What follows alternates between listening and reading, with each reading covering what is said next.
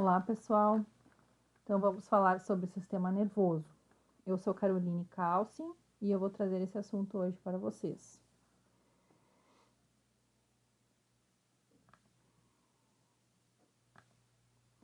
O sistema nervoso, ele comanda todas as funções do corpo e é também a principal estrutura relacionada à interação com o meio ambiente. O sistema nervoso, ele é composto pelo sistema nervoso central e sistema nervoso periférico. O encéfalo e a medula compõem o sistema nervoso central e o sistema nervoso periférico, somático e autonômico constituem o sistema nervoso periférico. O sistema nervoso autonômico, ele também possui outras duas divisões. Ele se divide em simpático e parasimpático. Eu queria trazer uma definição aqui de que sistema nervoso central é tudo que está alojado dentro do estojo axial. E o sistema nervoso periférico é tudo que está alojado fora do eixo axial, do estojo axial. Eu acho importante adotar essa referência porque muitos autores colocam, por exemplo, os nervos cranianos como parte do sistema nervoso periférico. E como a definição adotada é de que o sistema nervoso central é tudo que está alojado dentro do estojo axial, os nervos cranianos fazem parte do sistema nervoso central. Então, como eu disse, a composição do sistema nervoso central se dá pelo encéfalo e a medula, que são estruturas que se complementam, mas que têm funções diferentes. O encéfalo é o centro do sistema nervoso, coordenando todas as funções vitais e cognitivas. A medula é um cordão alongado do sistema nervoso central que conduz informações aferentes e eferentes, ou seja, as informações que vêm da periferia até o córtex e também informações que são provenientes do córtex e que se dirigem para a periferia.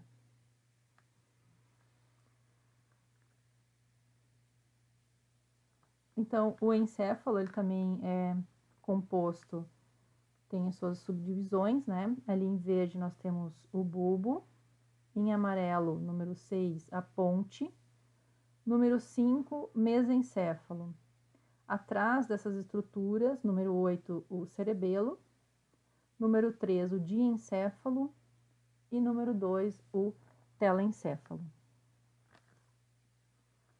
A medula também faz parte do sistema nervoso central. Ela tem sua extensão desde a região abaixo do bulbo até L1, L2. Ela é composta por vários tratos e fascículos, que a gente vai ver mais adiante, e vários dos nervos espinhais são provenientes da medula espinhal.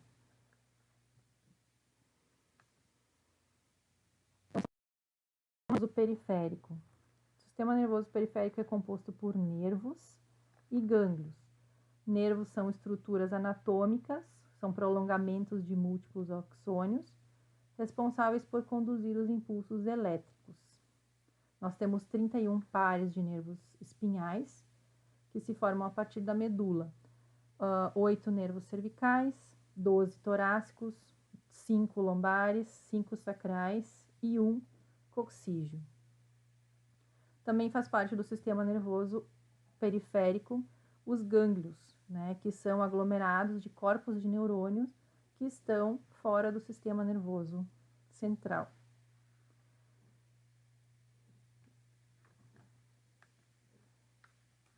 O sistema nervoso periférico também se divide em somático, que está relacionado às ações voluntárias, e sistema nervoso periférico autonômico, relacionado às funções involuntárias, viscerais.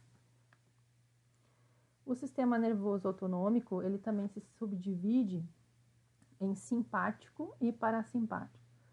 O simpático, está relacionado à reação de luta ou fuga. ou seja, nos prepara para a ação frente ao perigo.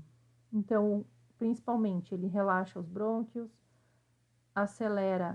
relaxa não, né? Dilata os brônquios, acelera os batimentos cardíacos e inibe a ação, principalmente das vísceras, porque para deixar o sangue mais disponível para o sistema somático, que normalmente o que vai ser necessário no momento de luta ou fuga.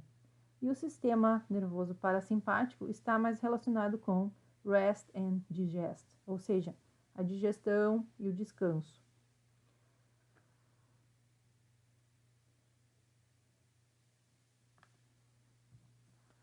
O neurônio. O neurônio é a unidade funcional do sistema nervoso central. Ele é formado por um corpo celular, um axônio e dendritos. É no neurônio que ocorre o fluxo axoplasmático, que é o nome dado ao movimento de substâncias através do axoplasma.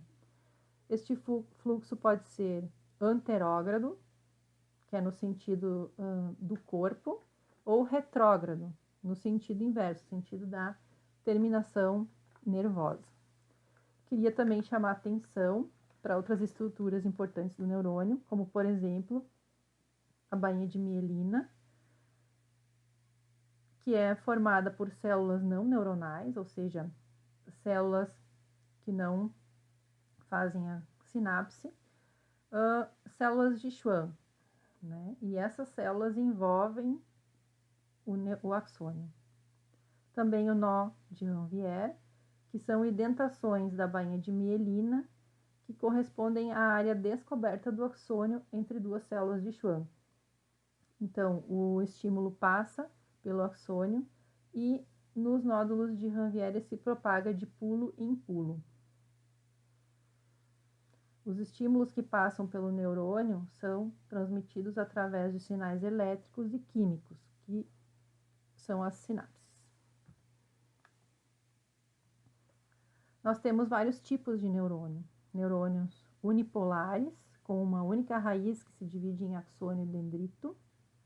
São os tipos mais comuns, que compõem os nervos sensitivos, transportam então temperatura, tato, pressão, toque, percepção espacial e atividade visceral. O tipo bipolar, que tem dois processos em pontas opostas do corpo celular. Esse tipo é mais encontrado na retina do olho, cavidade nasal e ouvido interno. E os neurônios multipolares, que estão relacionados ao controle dos movimentos corporais, conduzem potenciais de ação do córtex cerebral para a medula e desta para os complexos musculares. Esses neurônios eles têm muitos processos associados ao corpo celular. Então, geralmente, as extensões dos axônios estão reunidas, né, como arames de um cabo, formando nervos no sistema nervoso periférico e tratos no sistema nervoso central. A gente vai ver isso adiante também, os tratos ascendentes e descendentes. Então, o agrupamento de corpos de neurônios situados no sistema nervoso central são chamados de núcleos, e os situados no sistema nervoso periférico são denominados gânglios. Então, outras células não neurais. Nós temos as células da glia, né, ou células gliais, ou ainda neuróglia, que são diversos tipos celulares presentes no sistema nervoso central. Estas células não geram impulsos, não formam sinapses e são capazes de se reproduzir, que é uma capacidade que os neurônios não têm. Estas células da glia atuam como células de suporte aos neurônios e possuem diversas funções, né? A constar ali, sustentação e isolamento dos neurônios, transporte de substância nutritiva, participação do equilíbrio iônico e remoção das substâncias excretadas. Então, os tipos celulares que a gente encontra são os astrócitos, relacionados à função e sustentação dos neurônios, a micróglia, que é responsável pela fagocitose de corpos estranhos e restos celulares, os oligodendrócitos, que produzem mielina, só que no sistema nervoso central, porque no sistema nervoso periférico essa função é exercida pelas células de Schwann. E ainda as células ependimárias, que têm a função de revestimento do sistema nervoso central. Então, os principais tratos e vias do sistema nervoso. Nós temos vias ascendentes, que vão levar a informação da periferia até o córtex, e vias descendentes, que são vias que vão trazer a informação do córtex até a periferia. As vias ascendentes estão desenhadas em azul no slide, e as vias descendentes estão desenhadas em vermelho. Então, como vias aferentes, nós temos o trato espinotalâmico, anterior e lateral, o trato espinocerebelar, fascículo grácil e cuneiforme. Então, os estímulos chegam nos tratos espinotalâmicos e espinocerebelares, cruzam a medula e então ascendem até o córtex. Eu vou trazer essas informações porque à frente a gente vai tratar de uma patologia chamada de síndrome de Brown-Séquard, que justamente é uma hemissecção da medula. E isso vai trazer um quadro clínico bem específico para os pacientes que possuem essa síndrome, que justamente é o bloqueio de algumas vias e outras não. E temos também, então, as vias eferentes, as vias que vão trazer informação do córtex para a periferia. E elas se dividem em piramidais, que são as vias que têm origem no córtex e decussam ali nas pirâmides do bulbo. São duas essas vias, a trato córtico-espinhal lateral e o trato córtico-espinhal anterior. E as fibras extrapiramidais, ou seja, fibras que se originam no tronco encefálico e que não vão fazer a decussação no bulbo. É o trato rubro-espinhal, vestíbulo espinhal, tecto espinhal, retículo espinhal. Por exemplo, a esclerose lateral amiotrófica é uma doença desmielinizante do trato córtico-espinhal. Por quê? E quando o trato córtico-espinhal, quando vai sair da medula, ele se conecta com um neurônio no mesmo lado, né? E já as vias ascendentes, elas cruzam na medula. Então, resumidamente, os tratos descendentes, os tratos principais descendentes, eles decussam no bulbo. E os tratos ascendentes, eles fazem o cruzamento na medula.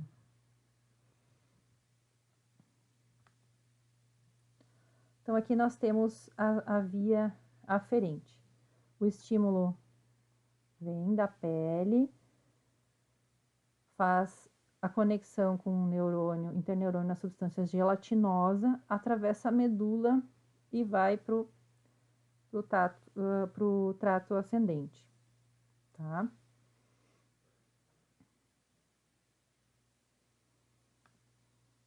Já as vias eferentes, as informações chegam do córtex e fazem uma conexão com o interneurônio motor no mesmo lado da medula, porque já fizeram a decussação no bulbo, e então seguem para a periferia. Então, falando sobre a síndrome de Brown-Séquard. Então, a síndrome de Brown-Séquard, ela é uma lesão medular incompleta, caracterizada por um quadro clínico que reflete a hemissecção da medula. Frequentemente encontrada em lesões da cervical superior, da região cervical, e no exame físico, a Brown-Séquard pura tem determinadas características, só que é muito difícil encontrar uma síndrome de Brown-Séquard pura. Normalmente, ela é mista. Então, o que é mais comum é a perda ipsilateral, ou seja, no mesmo lado da lesão, a perda da sensibilidade proprioceptiva e ocorrência de uma hemiparesia, e no lado contralateral vai ter uma perda da sensibilidade de dor e temperatura. Por quê? Porque vai ter uma interrupção do trato córtico-espinhal lateral, paralisia espástica do mesmo lado e abaixo do nível da lesão, sinal de Babinski, perda do mesmo lado da sensação, da percepção tátil, vibratória e da posição de sentido, interrupção do trato espinotalâmico lateral e perda do lado contrário da lesão, da sensação de dor e da temperatura, que normalmente ocorre de 2 a 3 segmentos abaixo do nível da lesão.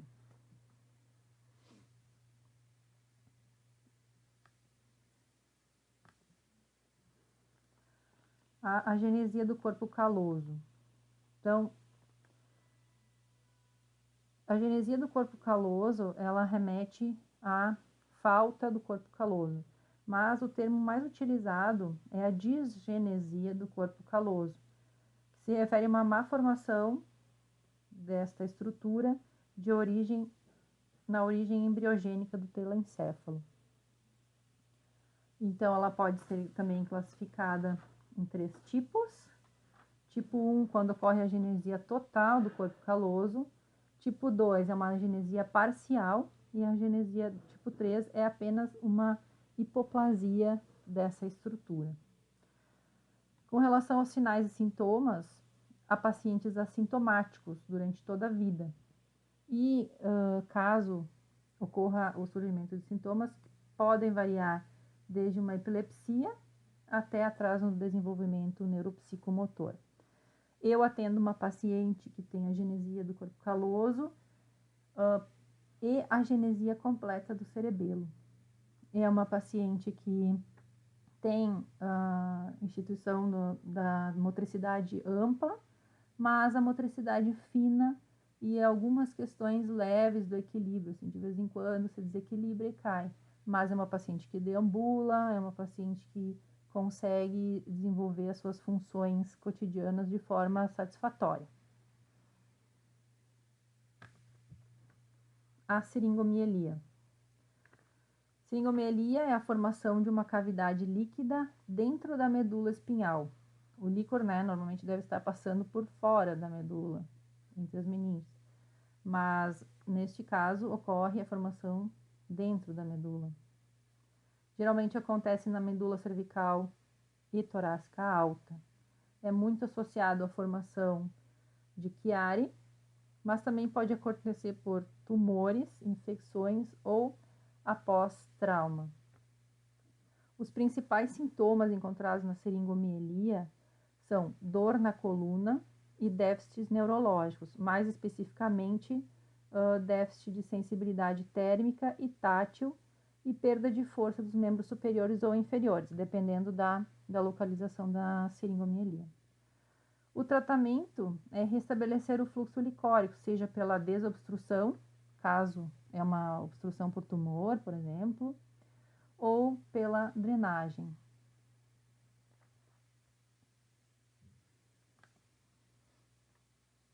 As meninges. Então, o sistema nervoso central ele é muito delicado. Por esse motivo, ele apresenta a necessidade de proteção.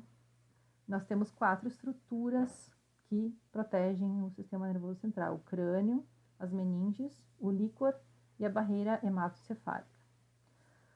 Meninges nós temos 3: a dura mater, mais externa, a aracnoide e a pia mater, que é mais interna. Então, a dura mater, ela é formada, é a meninge mais superficial, é resistente, espessa, formada por tecido conjuntivo, rico em fibras colágenas, contendo vasos e nervos. Ela tem 2 folhetos, um interno e um externo, sendo que o interno é o único que segue com a medula. O externo, ele se adere fortemente à calota craniana e serve como periósteo, mas sem função de periósteo, porque ele não tem uma função de reparação de fraturas, por exemplo, quando acontece.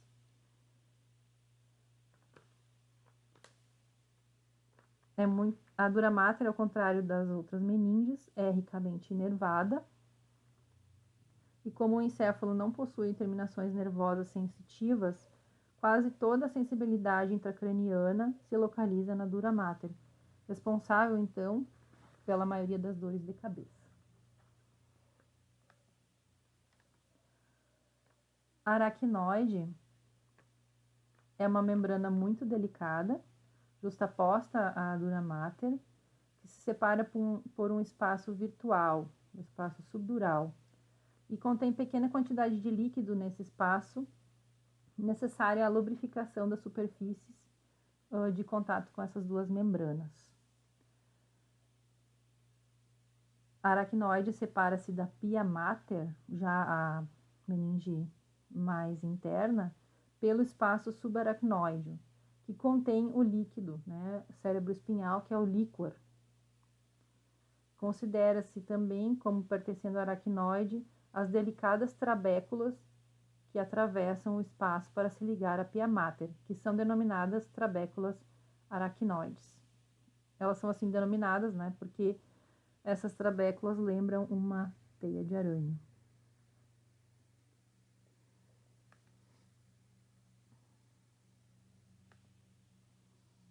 E a pia mater? A pia mater é a mais interna das meninges, aderindo intimamente à superfície do encéfalo e da medula. Os relevos, as depressões da pia mater, elas acompanham todo o tecido neural, descendo até o fundo dos sulcos cerebrais. Sua porção mais profunda recebe numerosos prolongamentos dos astrócitos, constituindo assim a membrana pioplial. A pia mater, ela é que dá mais resistência aos órgãos nervosos, pois o tecido nervoso é muito mole. Os ventrículos. Então, os ventrículos, eles estão presentes nos hemisférios. Nós temos 2 ventrículos laterais, o terceiro ventrículo e um quarto ventrículo. Aqui na imagem, os ventrículos laterais estão em vermelho, o terceiro ventrículo está em azul e o quarto ventrículo em verde.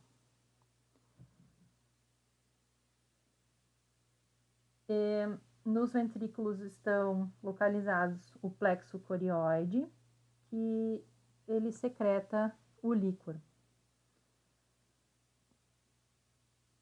Então, os ventrículos, eles são reservatórios e secretam o líquor, participando na nutrição, proteção e excreção do sistema nervoso.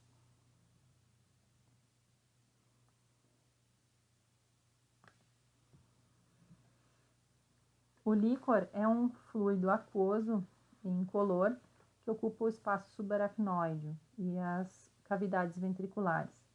A sua função primordial é a proteção mecânica do sistema nervoso central. Ele é formado, a gente sabe, né, nos plexos corioides dos ventrículos, mas também em uma pequena porção é produzida a partir do epêndima das paredes ventriculares. Os ventrículos laterais constituem a maior contingente de líquor, né? E esse líquor, então, produzido nos ventrículos laterais, ele vai para o terceiro ventrículo através do foramen interventricular, ou foramen de Monro, e para o quarto ventrículo a partir do aqueduto cerebral, ou aqueduto de Sylvius. Daí ele tem 2 destinos, ou ele segue para a medula, ou segue para o cérebro. Segue para a medula através do foramen de Magendie ou para o cérebro através do foramen de Luschka. E a hidrocefalia. Existem processos patológicos, então, que interferem na produção, na circulação e na absorção do líquor, causando as chamadas hidrocefalias. Essas se caracterizam por um aumento da quantidade e da pressão do líquor, levando a uma dilatação dos ventrículos e compressão do tecido nervoso, contra o estojo ósseo. Existem 2 tipos de hidrocefalia, as comunicantes e as não comunicantes. As hidrocefalias comunicantes resultam de um aumento na produção ou na deficiência da absorção do líquor. E as hidrocefalias não comunicantes, elas são muito mais frequentes e resultam na obstrução do trajeto do líquor, o que pode ocorrer em diversos locais, tanto no forame interventricular, como no aqueduto cerebral, ou nas aberturas que direcionam o líquor para a medula ou para o cérebro. Agradeço, pessoal, a atenção de todos vocês. Considerando, então, a classificação do sistema nervoso, podemos classificá-lo em 2 paradigmas epistemológicos. O primeiro paradigma é o paradigma anatômico e depois nós temos o paradigma funcional. Dentro do paradigma anatômico, o sistema nervoso pode ser dividido em sistema nervoso central e sistema nervoso periférico, onde o sistema nervoso periférico ele considera todo o tecido neural que está contido dentro do estojo axial, ou seja, o crânio e o canal medular, sendo ele então classificado em uma porção aferente, que recebe as informações, e eferente, que envia informações. E o sistema nervoso periférico compõe então toda a parte do sistema nervoso que está projetada ou não está relacionada no interior do esqueleto axial, ou seja, uma parte do sistema nervoso que se relaciona com o esqueleto apendicular. É composto por gânglios, por raízes nervosas, e pelos plexos e pelos nervos corporais. Também se possui uma porção aferente e uma porção eferente. Já no paradigma funcional, o que nós devemos considerar? Uma classificação do sistema nervoso dividida em sistema nervoso de relação, ou seja, um sistema nervoso que participa da nossa vida consciente e voluntária, por exemplo, movimentar um braço ou perceber as informações estereoceptivas com nossa função tátil, faz parte então desse sistema nervoso de vida de relação, onde conseguimos perceber textura dos objetos, a temperatura e também, digamos, perceber todas as informações de movimento voluntário. Já o sistema nervoso visceral, ele é composto por todas as funções que se relacionam, que não se relacionam com a vida de relação, ou seja, com a vida consciente. Então, se relacionam com o nosso sistema nervoso vegetativo, ou seja, que não participa das nossas ações voluntárias ou conscientes. Então, classificamos o sistema nervoso visceral em sistema nervoso visceral aferente e sistema nervoso visceral eferente. Qual a função do sistema nervoso visceral aferente? O sistema nervoso visceral aferente, ele percebe as informações na parede das vísceras, né? Alterações de pressão, de volume, de níveis de tensão e de contração nessas vísceras. E o sistema nervoso eferente, ele se classifica em 2 partes. Ambas essas 2 partes, esses 2 braços do sistema nervoso visceral aferente, então, têm a função de enviar comandos e não de receber comandos, se diferenciando do sistema nervoso visceral aferente. O sistema nervoso visceral aferente é formado então pelo sistema nervoso autônomo, simpático e parasimpático. É possível concluir que o sistema nervoso autônomo é somente uma parte do sistema nervoso visceral, aonde caracteriza uma parte que envia impulsos, que manda informações e não que recebe informações. Então, essa é a classificação do paradigma funcional. Só para te entender, né, Carol? Entendeste? Muito bem. Que aqui, o sistema visceral não é autônomo. O autônomo é uma parte visceral. Sim.